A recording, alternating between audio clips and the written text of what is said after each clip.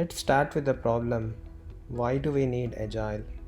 So we keep thinking about answering one question. How do we get better, faster? So you want better user experience and better efficiency.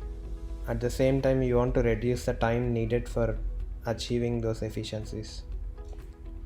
So Agile is an answer to the question, how do we get better, faster?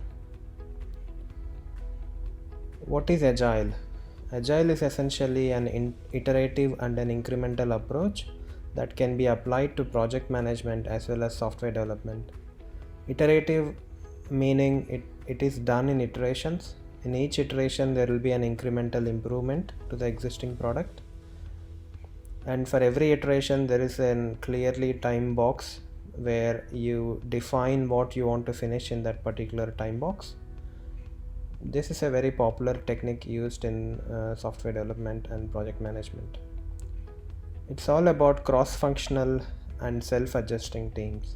By cross-functional, what I mean is each team member will be performing a different function. One could be developer, one could be tester, one could be sales, one could be an architect, and so on and so forth. So essentially, the teams are self-adjusting and self-organizing. They adjust based on what they observe. And Agile is mainly based on a set of values and principles. Agile is all about a culture where certain values and principles are regarded very high and applied to achieve better outcomes. Agile is based on the concept that everyone is a leader. There are no special leaders or special followers. Everyone in the team is a leader and has a role to play in the process.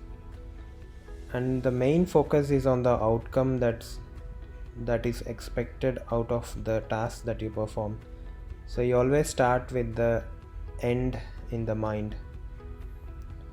So there are certain attributes to Agile. Teams think about what they want to do. They prepare before starting the work. They adjust to the change. They reflect on various aspects. They reflect on how they performed earlier. They learn from it. They all collaborate on a common goal. And the other important aspect is measuring. So you always measure how well you did. So it's bad to copy in an examination, but it's always good to follow or copy best practices from other teams. It's important that you have an interaction with other teams, understand the best practices they follow, and apply them for your own teams. Agile is all about agreeing on a social contract on the process you plan to work on. So it's about finalizing and everyone trusting each other, respecting each other, and having the courage to understand conflict and to be open to feedback.